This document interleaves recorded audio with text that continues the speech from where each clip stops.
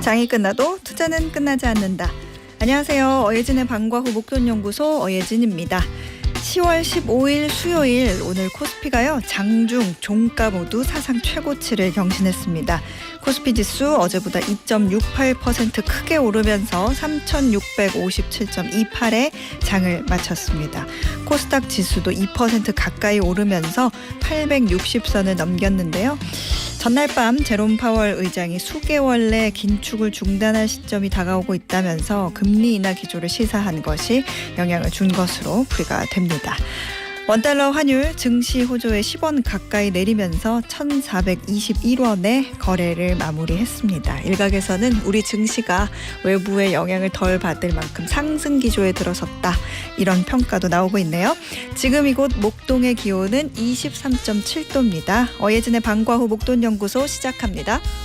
하이라이트에 얼굴 찌푸리지 말아요 띄워드렸습니다. 얼굴 활짝 펴면서 어예진의 방과 후 목돈연구소 시작합니다. 문자 윤정호님께서 방과 후에도 목돈연구소 연구원 오늘도 왔습니다. 그러네요. 방과 후 목돈연구소의 연구원들은 우리 청취자분들이시네요. 윤정호 연구원님 반갑습니다. 앞으로 같이 고민 많이 해주세요. 안직화님께서 지금 사무실에서 동료들이랑 같이 듣고 있어요. 제가 틀어놨거든요. 굿! 적어도 5명은 어방목 듣고 있으니 청취율 조사 전화 오면 어방목 듣는다고 말할 것 같네요. 어예진의 방과 후 목돈연구소 듣는다고 꼭 말씀 부탁드립니다. 안 그래도요. 청취율 조사 기간이니까요. 월요일부터 금요일까지 오후 4시에 문 여는 SBS 라디오 어예진의 방과 후 목돈연구소는요. 무료로 SBS 라디오 들을 수 있는 어플 고릴라 그리고 유튜브 채널 시교라로 함께 하실 수 있습니다. 단문 50원, 장문 100원의 유료 문자 샵 1035 이용하셔도 되고요. 무료 어플은 고릴라 사용하시면 됩니다. 청취율 조사 기간이잖아요. 02-2로 시작되는 번호로 전화가 왔다, 받았다. 그러면 때마침 즐겨 듣는 좋아하는 라디오 프로그램이 뭔지 묻는다면 정답은 하나죠. SBS 라디오 어예진의 방과 후 목돈연구소입니다. 이렇게 얘기해 주시면 감사하겠습니다. 이런 또 막대한 임무는 제가 이렇게 맨입으로 그냥 부탁드리기 어렵잖아요. 네, 그래서 오늘 선물 준비했습니다. 선물명은 어예진의 방과 후 목돈연구소 물가 안정 프로젝트. 빰빠라밤. 지금 어디서 누구와 함께 어예진의 방과 후 목돈연구소 듣고 계신지 단문 50원, 장문 100원의 유료 문자 샵 1035로 보내주시면 됩니다. 그러면요. 추첨을 해가지고요. 주유 상품권을 쏩니다. 네, 요즘에 기름값이 한 1,600원 이렇게 넘고 1,600원 후반대까지도 가잖아요. 그러니까 많이 보내주세요. 오늘 수업도 안내해드려야죠. 1교시는 장르 불문 다양한 책 만나는 방과 후 북카페, 2교시는 생생한 지구촌 소식 글로벌 톡톡과 함께합니다. 자, 어예진이 직접 고른 꼭 알아야 할 뉴스 어뉴스 오늘도 배달 왔습니다.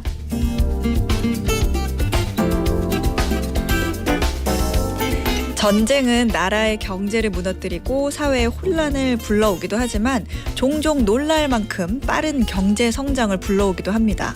대표적인 나라가 바로 러시아인데요. 러시아는 전쟁 중에도 지난해까지 연 4에서 5%대의 고성장을 이어갔습니다. 탱크, 군복, 포탄을 만드는 공장이 밤낮 없이 돌아가고 정부가 돈을 쏟아부으면서 무기 생산만 GDP의 40%를 차지할 만큼 경제가 팽창했죠.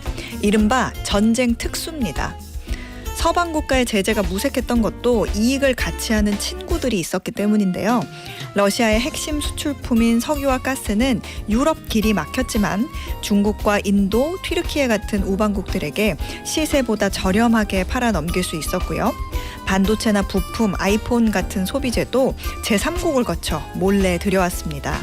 서방이 문을 닫아도 동방 곳곳에는 뒷문이 열려 있던 셈이죠. 그런데 요즘 전쟁 특수에 기댔던 러시아의 호황이 끝났다는 말이 들려옵니다. 올해 러시아의 성장률 전망치는 0.9%, 군수 산업을 빼면 5% 넘게 경제가 뒷걸음쳤다고 하네요.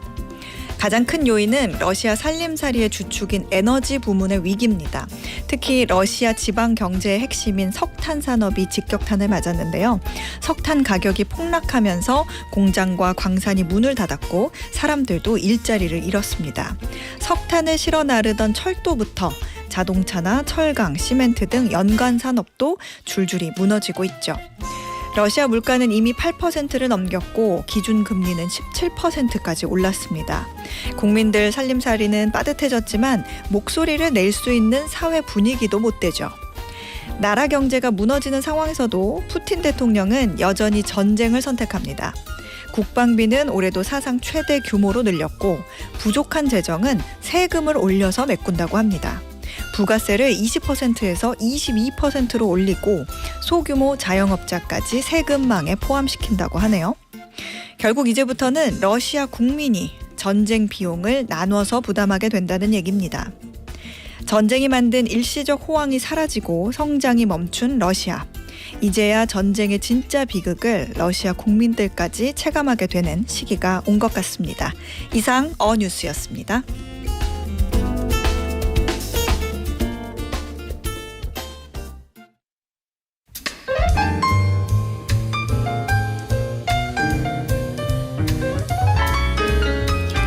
경제부터 인문, 사회, 문학, 자기계발서까지 다양한 책이 있는 방과후 북카페. 오늘도 예스24 손민규 도서 MD가 책 소개해드립니다. 어서 오세요. 네, 안녕하세요. 예스24 도서 MD 손민규입니다.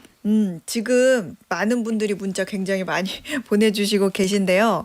우리 이벤트, 네, 여러분 그거 아세요? 사진을 같이 함께 보내주시면 주유권 당첨 확률이 확 올라갑니다.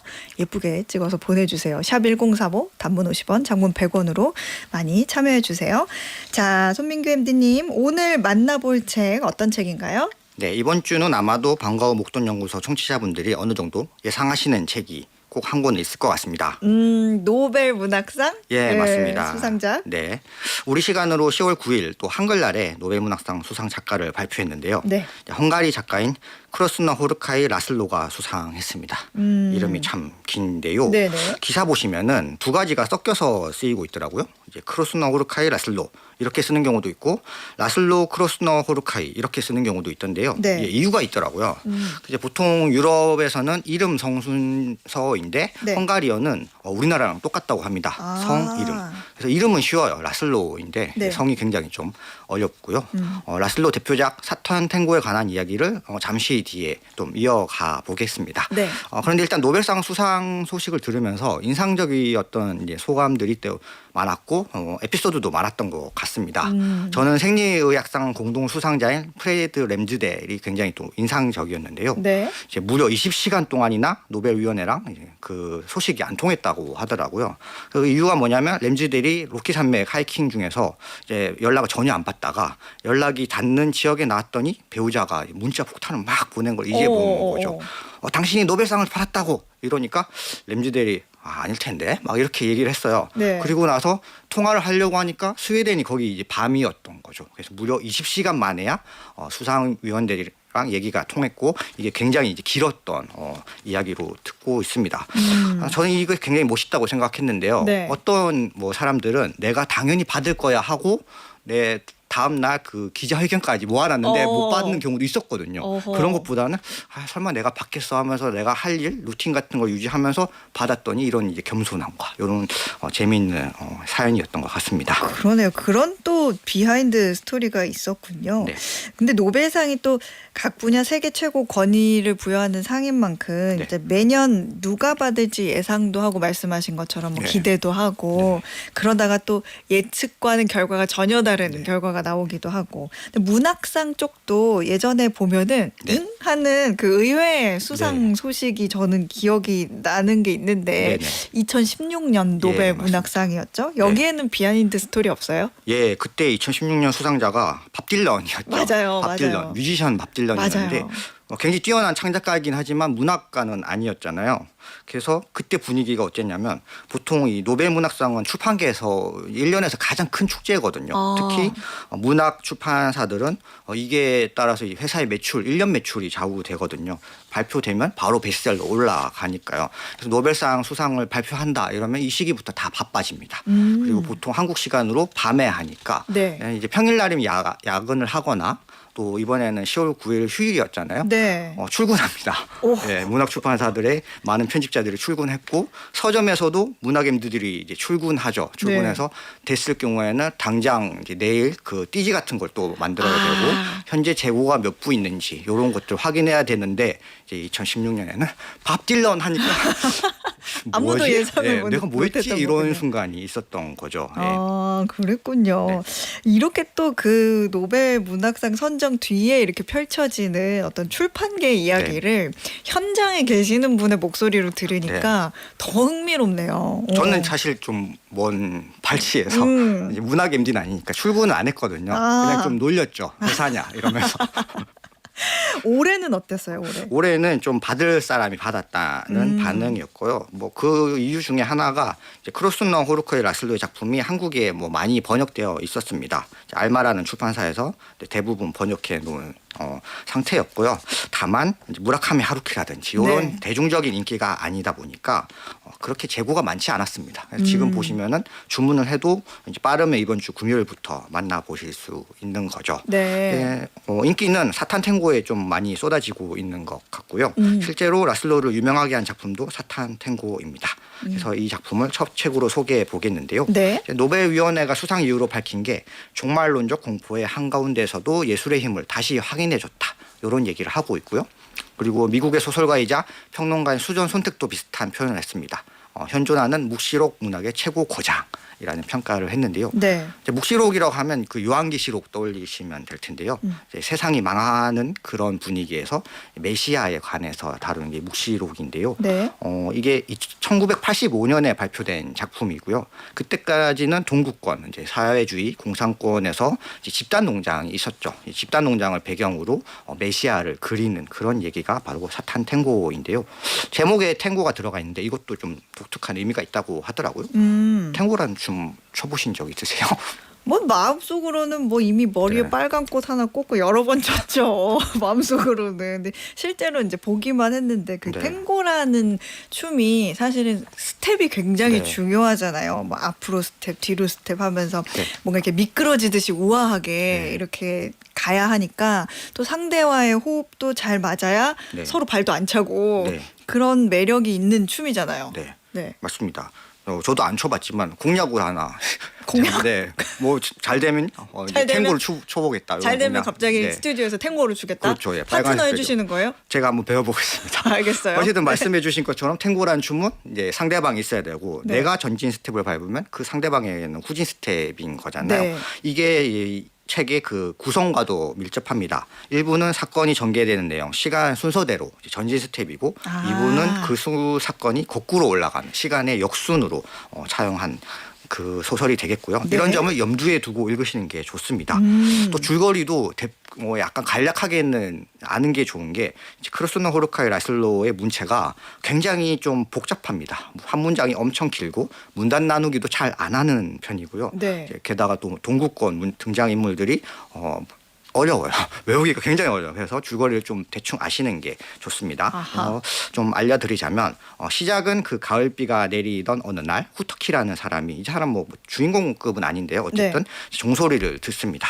그런데 이 집단 농장 근처에는 교회가 없거든요. 이제 없는 교회에서 나는 종소리, 약간 괴기스러운 분위기에서 시작하는 이야기이고요.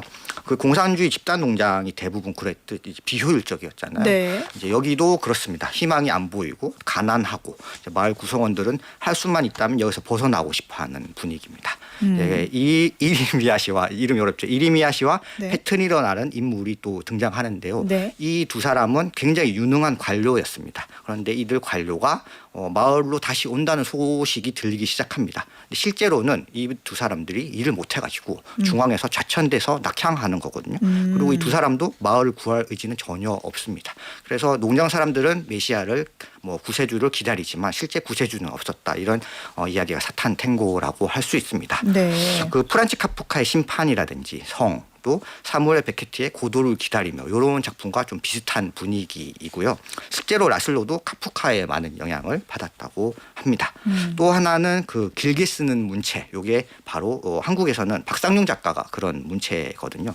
이제 죽음의 한영구 좋아하시는 독자들 분은 라슬로의 작품 좀 재밌게 읽을 수 있지 않을까라는 생각을 했습니다. 사실은 독자에게 아주 친절한 작가는 아닌 듯하지만 네. 굉장히 독특한 매력이 있는 네. 크라스노 호르커이 라슬로 2025년 노벨 문학상 수상한 작가고요. 사탄 탱고 이야기 만나봤습니다. 다음 책은 뭐예요? 예, 그 첫 책이 좀 형이상학적이고 추상적인 느낌이 들었는데요. 두 번째 책은 우리 일상과 완전 맞닿아 있는 네. 물질 세계에 관한 책으로 준비해봤습니다. 네. 사실 저는 오늘도 출판계 사람들과 이 부분에 대해서 훨씬 더 많은 얘기를 했는데요. 네. 그 영국 경제학자 조시 라이언 콜린스가 쓴 상품이 되어버린 우리들의 집값에 대하여라는 책이고요. 굉장히 예민한 예. 단어 하나 들어있네요. 그렇죠. 집값. 네. 오늘 또 부동산 대책 발표되지 않았습니까? 네. 대출에 대해서 굉장히 많은 얘기를 저도 오갔는데요. 네. 이제 부제를 보시면 이 저자가 어떤 이야기를 하고 싶은지 와닿습니다. 이제 부제가 왜 전 세계의 집값은 유독 21세기에 더 폭등하는가라는 부제를 쓰고 있고요. 한국도 그렇지만 세계 선진 자본주의에서도 계속 집값이 유독 21세기에 폭등하고 있습니다. 네. 왜 그럴까에 대한 얘기를 하고 있는 책입니다.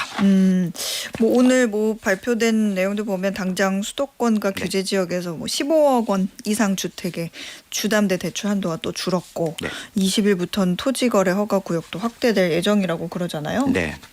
그 대출이 늘 이 대책 중에 나오는데 네. 이 책에서도 지적하는 게 뭐냐면 그 주택담보대출 모기지라고 하죠. 또 모기지의 어원이 참 재미있는데요. 뭐예요? 예, 죽음, 몰트, 또 약속, 게이지가 합쳐진 말이니까 그 죽을 때까지 죽은 담보? 네, 죽은 담보 원래는 계약 용어였다고 하더라고요. 네. 죽은 담보와 살아있는 담보 이 둘 간의 비교를 하면서 나온 용어인데 현대적인 의미로는 죽을 때까지 갚아야 되는 돈 좀 우스갯소리로. 네, 혹은 빚내서 산 것보다 집값이 훨씬 빠르게 올라가니까 죽을 때까지 안 갚아도 되는 돈 이런 얘기도 하죠. 네. 근데 이 책에서도 보면 핵심으로 얘기하는 건 대출 얘기를 많이 합니다. 네. 1870년 이후 선진국들의 주택담보대출과 주택 가격이라는 그래프를 보여주는데요. 네. 1870년부터 1960년까지는 좀 안정적으로 관리가 됩니다.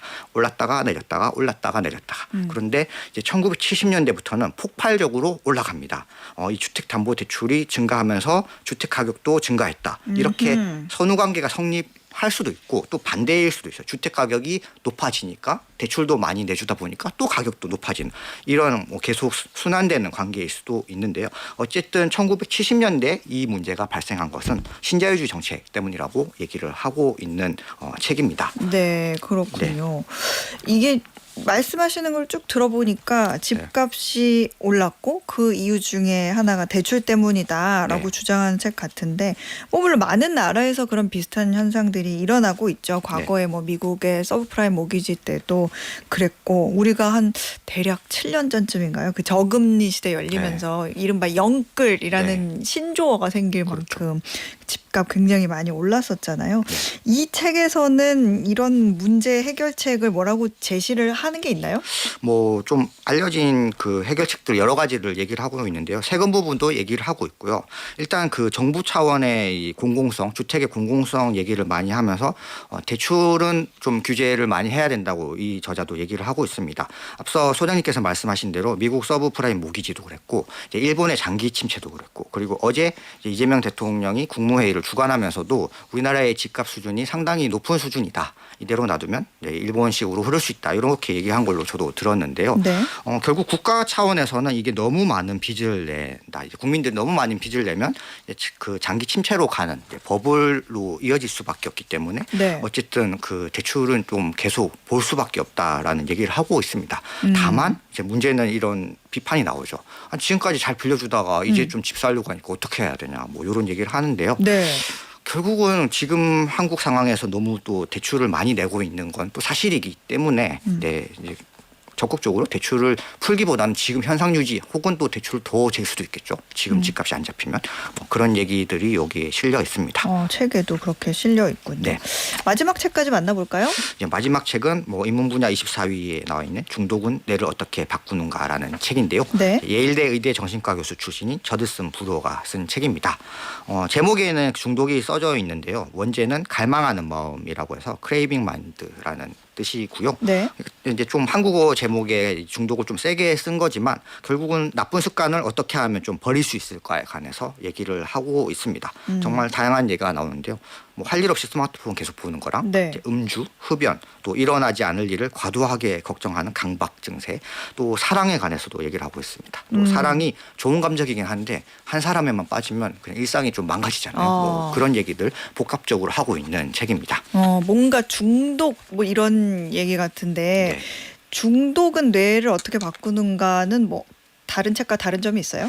이 책이 생각하는 그 원리가 좀 단순하고 명쾌합니다. 네. 이제 스키너 심리학을 가지고 오는데요. 네. 보상이라는 개념으로 얘기를 하고 있습니다. 그러니까 우리의 뇌는 보상을 받았을 때 그것을 강화하는 방향으로 계속 진화한다라고 얘기를 하고 있습니다. 소셜 미디어도 예를 들면 좋아요라는 게 디지털 보상인 거죠. 좋아요, 그렇죠. 하트.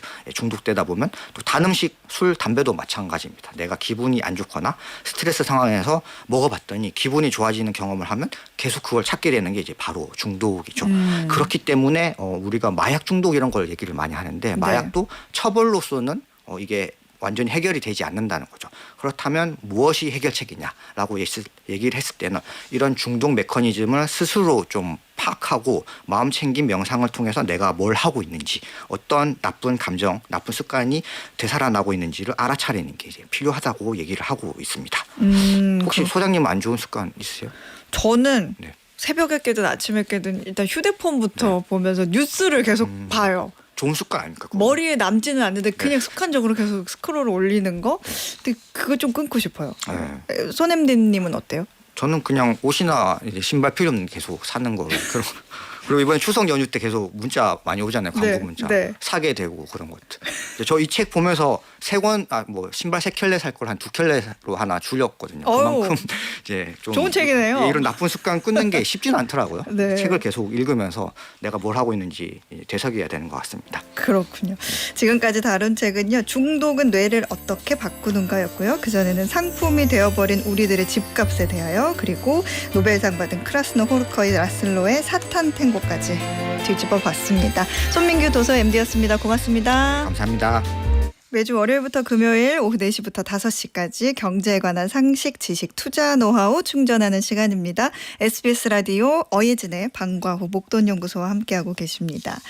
지금 청취율 조사 기간에 맞춰서요. 주유권 파파파 쏘고 있습니다. 1764님께서 안녕하세요. 저는 혼자 듣고 있어요. 학교 의류 실습실 조교인데 오늘 중간평가 기간이라 학생들 결과물 1차 체크 중이에요. 오늘 11시까지 해도 다 못 끝낼 것 같아요. 막차 타고 가겠죠? 청막해서 늘 라디오 틀어놓습니다. 아이고 우리 조교님 요즘 한창 바쁘신 시기네요. 이럴 때는 사실 뭔가 좀 동기부여가 돼야 힘이 불끈 나는데 가만히 있어보자. 제가 지금 주머니에 있는 게 주유권이 있는데 요거 어떻게 괜찮으시겠어요? 주유권 네, 보내드리겠습니다. 1993님 언니랑 답례품 가게 운영하는데 일하며 함께 듣고 있어요. 결혼하시는 분, 행사 준비하시는 분 답례품을 예쁘게 만들어 드리다 보니 지문이 닳고 있네요. 저도 청취율 조사 전화 꼭 받고 싶어요. 와, 지문이 다를 정도로 이렇게 정성껏 준비해 주신단 말이에요. 정말 이분께 진짜 답례품 주문하면 받는 분들이 크게 만족하면서 얼마나 기뻐하실까. 답례품 너무 마음에 들어 고마워 그거 참 좋더라 하면 진짜 기분 좋거든요. 와, 그런 덕을 쌓으시는 분이네요. 이분께도 주유 상품권 보내드리고요. 2730님 사진 봤는데 저도 모르게 사르르 녹았답니다. 7개월 아기랑 같이 듣고 있어요. 저희 아기도 어방목으로 경제 조기 교육 시키려고요. 이거 진짜 됩니다. 네, 이거 들어요. 애들이 듣고 굉장히 익숙하게 받아들일지도 몰라요. 네, 어머니 잘하고 계십니다. 주유 상품권 보내드릴게요. 아가랑 여기저기 놀러도 가시고 요긴하게 쓰셨으면 좋겠습니다. 세 분께 주유권 나갑니다. 아직 기회 많이 남았거든요. 그러니까 여러분 포기하지 마시고 계속 참여해 주세요. 자, 저희는 오늘 퀴즈 풀고 2교시로 넘어가 보겠습니다. 작년 우리나라의 한강 작가가 노벨 문학상을 수상하며 큰 화제가 됐었는데요. 오늘 1교시 방과 후 북카페에서도 소개해드린 것처럼 올해 노벨 문학상은 이 나라의 국적의 작가 크랴스나 호르카이 라슬로가 수상했습니다. 대표작으로는 사탄탱고, 저항의 멜랑콜리 등이 있는데요. 노벨위원회는 종말론적 공포 한가운데서도 예술의 힘을 다시 확인하게 해줬다고 선정 이유를 밝히기도 했죠. 자, 여기서 퀴즈 나갑니다. 올해 노벨 문학상 수상자 크라스나 호르카이 라슬로 작가의 국적은 어디일까요? 국적. 예. 힌트 드리자면요. 이 나라는 유럽에 위치해 있고요. 수도는 부다페스트.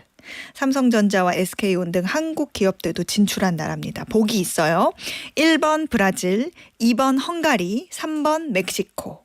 보기 중에 유럽 국가가 딱 한 곳 있죠. 네, 정답 아시는 분들은 단문 50원, 장문 100원의 유료 문자 샵 1035나 무료 어플 고릴라로 보내주시면 됩니다. 당첨되신 분들 중에 추첨해서 편의점 상품권 보내드리겠습니다.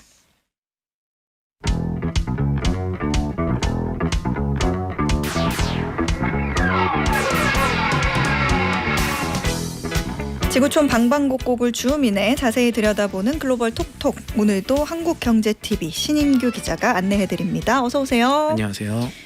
신인규 기자님, 오늘 우리 어디로 가요? 오늘은 미국과 중국의 갈등이 향하고 있는 새로운 지점에 주목해서 얘기를 준비해왔습니다. 네. 미국과 중국이 콩 때문에 싸우고 있다는데 그래서 대두 전쟁이 일어날 가능성이 있다는데 이게 무슨 얘기인지, 양국이 왜 하필 콩으로 싸우는지, 그래서 이게 우리 목돈연구소 청취자분들을 비롯한 투자자분들한테 어떤 영향이 있는지 살펴보려고 합니다. 오, 좋아요. 이 얘기는 언뉴스에서도 아주 짧게 다루기는 했었는데 미국과 중국 간의 콩, 대두 전쟁, 이거 아직까지 계속 이어지면서 좀 문제가 되고 있나 봐요. 어떤 얘기인지 좀 자세히 설명해 주세요.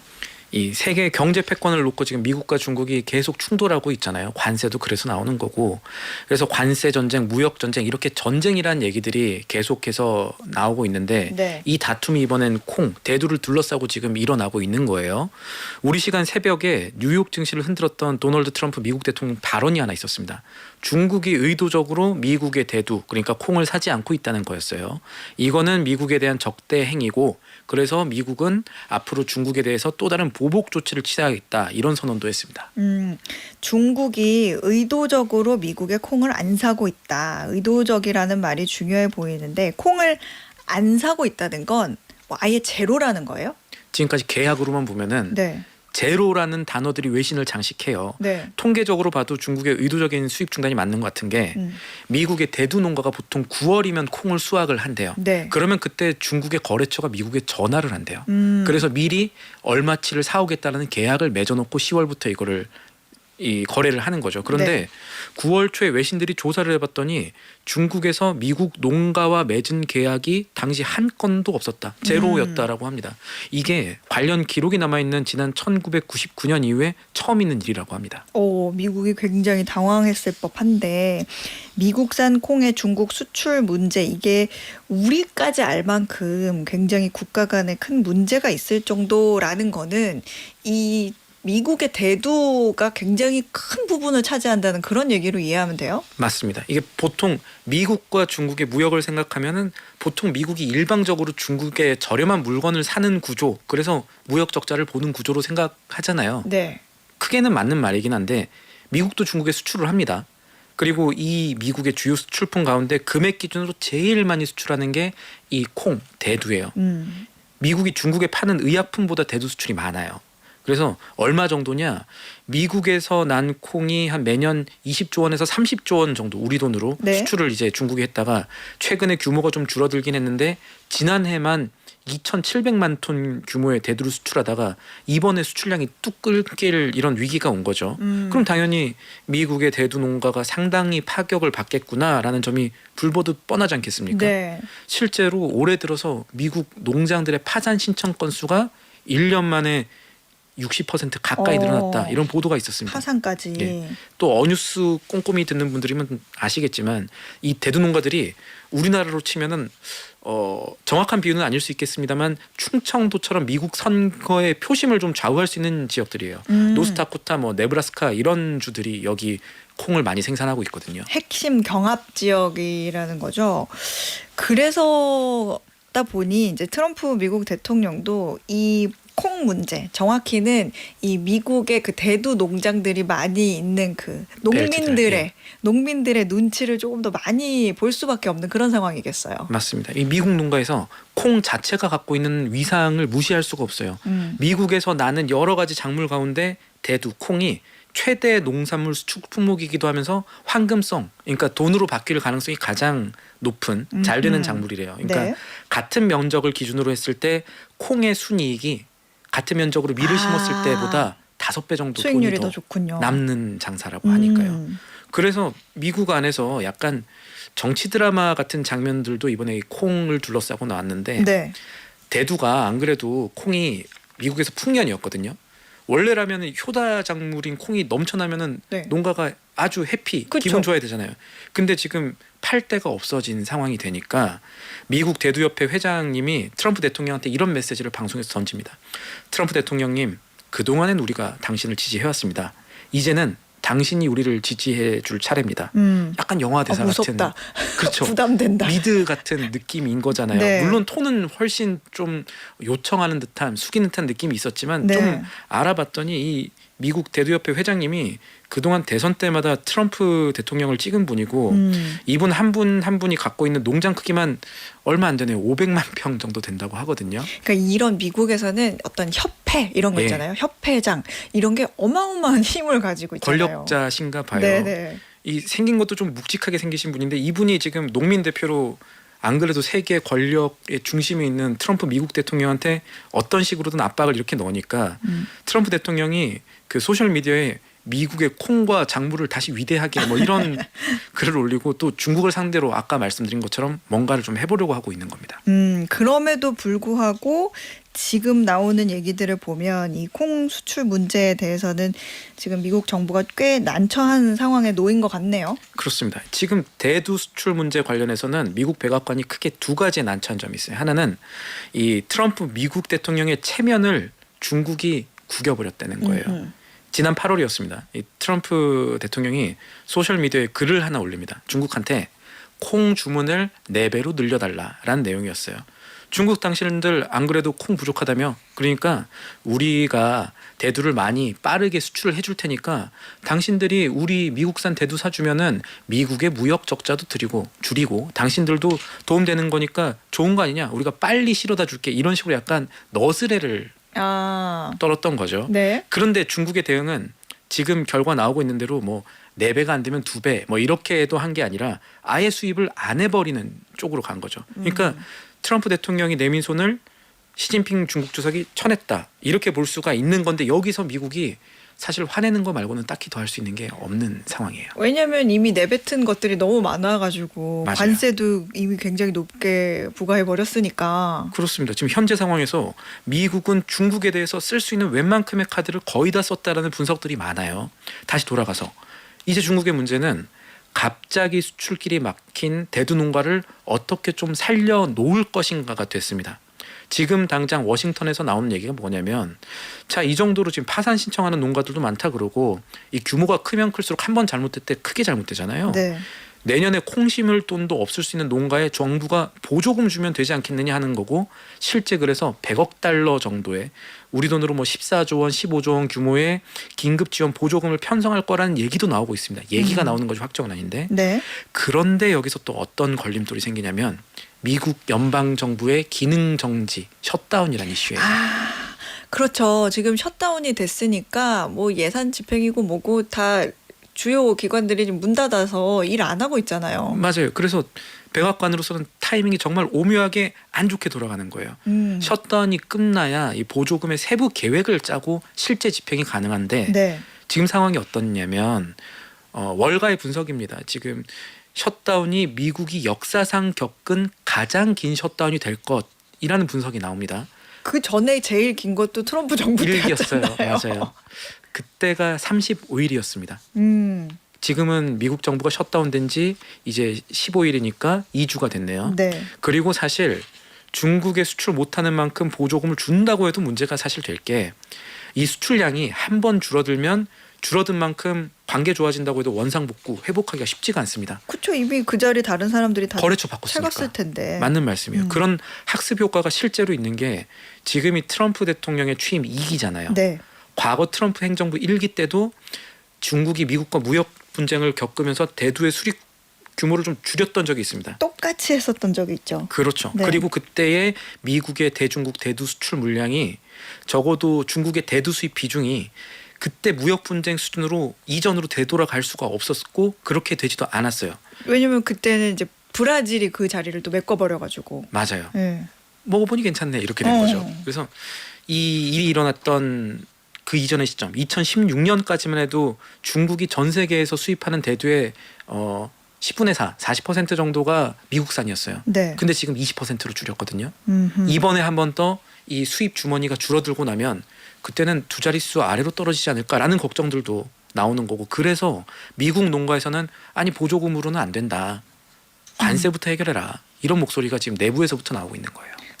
정말 이게 여러 방면에서 갈등을 하고 있는데 이 콩 가지고도 이렇게 신경전을 할 수 있는 어떻게 보면 정치적으로도 이렇게 쓸 수 있구나 이런 생각이 들 정도인데 이 문제를 한번 중국 입장에서도 한번 생각해 보면 좋을 것 같아요. 중국이 미국에서 물건을 사온다는 얘기는 그 물건이 중국에는 안 나오거나 아니면 나더라도 중국에서 나는 것만으로는 부족하다. 좀 모자라다. 그런데 콩은 왠지 중국에서 날 것 같기도 한데 중국은 콩이 뭐 안 나요? 아니면 부족한 나라예요? 후자에 가까워요. 부족한 나라죠. 뭐 중국 두반장 이런 것도 다 콩으로 만들고 하는 거니까 뭐 당연히 중국에 콩이 나죠. 근데 말씀대로 중국이 땅이 넓으니까 웬만하면 자급자족할 수 있을 것 같잖아요. 하지만 통계로 보면은 중국은 콩을 수입해야 하는 나라가 맞습니다. 중국 안에서 나는 콩이 한 해 한 2천만 톤 정도 된답니다. 이것도 많아 보이는데 네. 수입하는 콩이 매년 1억 톤 정도예요. 어마어마하게 수입을 하네요. 그러면 중국 사람들이 그렇게 콩을 많이 먹냐? 그거는 아니고 그렇다기보다는 중국 사람들이 사실은 돼지고기를 많이 먹기 때문에 생선을 많이 먹기 때문에 콩이 많이 필요하다라고 보는 게 더 정확하게 했습니다. 무슨 얘기냐면 네. 중국 음식 느끼하다고 하시는 분들 계시죠. 네. 뭐 다 그런 건 아니지만 중국 음식 튀기는 거 많잖아요. 얼마나 맛있습니까? 이 어쨌든 음식 튀길 때 식용유 대체로 콩기름이잖아요. 네네. 이 콩기름에 대한 중국인의 수요가 있는 거고요. 그리고 이 기름 다 생선 튀기고 돼지고기 튀겨야 되는 거잖아요. 중국 사람들 돼지고기 엄청 좋아하잖아요. 1년에 40kg 정도 가는데요. 근데 그 콩이랑 돼지랑은 무슨 상관이죠? 걔네를 튀기기도 하고 네. 돼지의 사료가 되는 게 돼지 사료에 콩 기름을 짜면 뭐가 남잖아요. 네네. 이게 아주 고단백의 콩 찌꺼기가 남는데 이걸 대두박이라고 합니다. 이게 이제 생선 양식장 아니면은 돼지의 사료에 들어가는 거예요. 사료에 들어가니까 그렇게 많이 필요한 거군요. 많이 필요한 거죠. 거기다가 중국은 미국처럼 기업형 농장이 좀 적습니다.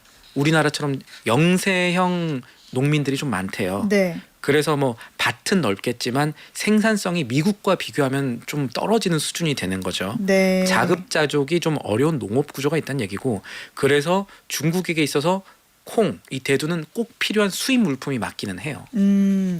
중국에게 있어서 콩이 꼭 수입을 해야 하는 물품이다라고 하셨는데 근데 지금 계약 체결 하나도 안 했다면서요. 그럼 이거 어디서 메꾸고 있을 거 아니에요. 그렇죠. 어디서 메꾸고 있어요? 아까 소장님이 해주신 말씀에 어느 정도 답이 있는데 브라질, 남미 얘기를 했었잖아요. 네. 이게 시기적으로 미국 콩이 난 다음에는 브라질산 콩이 나요. 남미 쪽에 있으니까 네. 그거를 가져오는 거예요. 이게 미국과 중국의 현재 무역 갈등 상황에서 중요한 차이가 방금 질문에서 나오는데 미국이요. 중국이 수출해온 것들을 지금 안 한다라는 어떤 중국에 대한 수출 규제를 취했잖아요. 네. 근데 이게 중국에 엄청난 타격을 주지는 못하고 있어요. 미국이 안 주려고 하는 첨단 반도체 이거는 중국이 저가형 AI 반도체 이용해서 인공지능 딥시크 같은 거 만들곤 해서 어떻게든 따라가고 있고요. 미국이 수출해온 대두 요거 말씀하셨던 대로 브라질 쪽에서 받는 방식으로 해결을 하고 있습니다. 정 안 되면 좀 비싸고 품질이 떨어지긴 하지만 러시아에서도 콩이 나요. 연해주 쪽에 많이 난다는데 네. 콩이라는 분야로 한정을 하면 중국은 미국 피해서 사올 곳들이 있는 거예요. 근데 반대로 미국의 입장에서는 당장 중국이 수출하는 물건 가운데 중국이 수출 안 해주면은 대체 국가를 찾기 어려운 품목들이 있습니다. 네. 바로 이 첨단 장비 생산에 필수적인 히토류인 거죠. 음흠. 중국을 주기율표 제국이라고도 부르거든요. 네. 다른 나라에 없는 다 있어, 원소들 다 있어. 다 있어요, 정말로. 30종 정도의 원소가 중국이 독점적으로 가지고 있다라는 분석들도 나오는데 어쨌든 미국에도 사실 히토류 있지만 이거 환경 규제 때문에 개발 못하는 것들도 많고 해서 지금 이 히토류 문제라든지 이런 거 보면은 중국과 미국의 무역 갈등 문제에서 중국은 쓸 카드가 있는데 미국은 더 이상 쓸 카드가 많이 없어진 상황 이런 점들이 보인다고 합니다. 그런 얘기도 있었잖아요. 그 미국이 아르헨티나 어려울 때 도와줬는데 중국이 지금 대체 콩 수입하는 국가로 브라질하고 아르헨티나에서 그렇게 수입을 해와서 예. 야 아르헨티나 너네 우리가 그렇게 도와줬는데 중국하고 교역하면서 우리 뒤통수를 그렇게 때리냐 이런 얘기가 나오고 있다고 하잖아요. 하나 더 있어요. 안 네. 그래도 미국 농민들이 그것 때문에 화가 많이 나 있는데 지금 뭐 다른 나라 얘기긴 합니다만 잠깐 글로벌 얘기하자면 아르헨티나 정부를 미국이 보조금 줘서 돕겠다 이런 얘기들을 하고 있어요. 네. 다만 보수적 정부가 계속해서 정권을 잡을 경우에 한해서 그런데 이 보조금은 미국 농가들이 봤을 때 우리한테 줘야 될 돈이거든요. 그게 지금 왜 글로 가냐? 그게 왜 되는 글로 가냐 거죠? 때문에 아까 말했던 계속해서 이 공화당의 텃밭이었던 혹은 경합주였던 이런 쪽에서 불만들이 나오고 있으니까 미국이 여러 가지로 난처한 상황에 처해 있는 거예요. 맨 앞에서 이런 모든 상황들이 우리나라에는 어떤 영향을 미치게 되는지까지 알려주시겠다고 했잖아요. 예. 어떻게 되는 거예요, 우리나라는? 일단은 지금 상황이라면 도널드 트럼프 미국 대통령이 이달 말 우리나라 경주에서 열리는 에이펙 정상회의에서 시진핑 중국 주석을 꼭 만나야 하는 이유 그리고 가능성이 더 커졌습니다.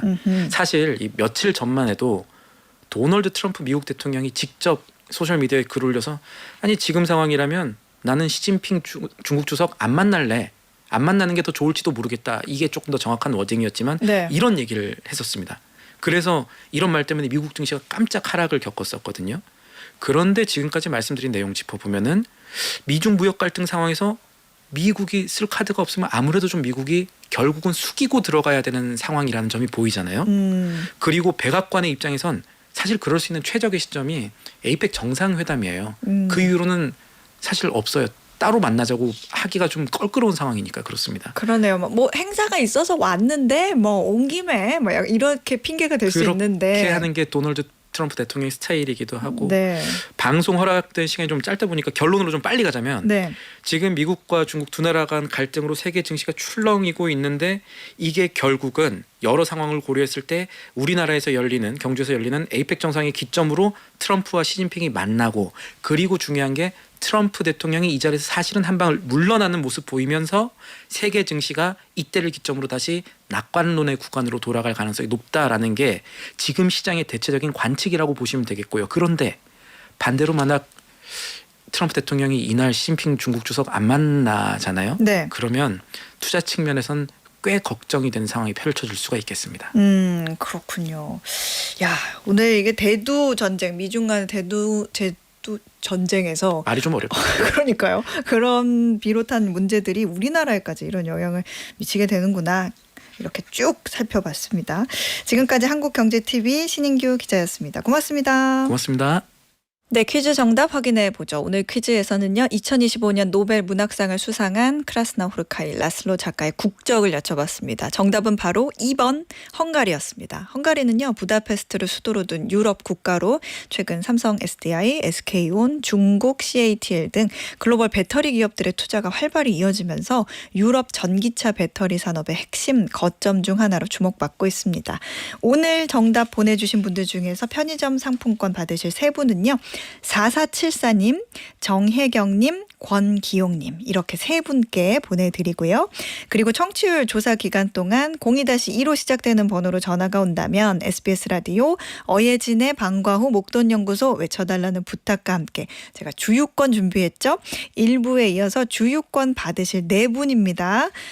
먼저 워킹맘이라서 바쁜 직장인들에게 어방목이 주는 귀에 쏙쏙 박히는 경제 이슈 너무 감사한 선물이라고 해주신 0272님, 그리고 방직 공장에서 직원 2분에게 어방목 전도하셨다는 7056님, 그리고 빨래 개면서 방송 듣고 계신다는 9389님, 그리고 마지막으로 당첨되어 집사람 차에 기름 넣어주면 어깨에 힘이 팍 들어갈 것 같다고 문자 주신 0759님까지 이렇게 4분께 주유 상품권 보내드리겠습니다. 축하드립니다.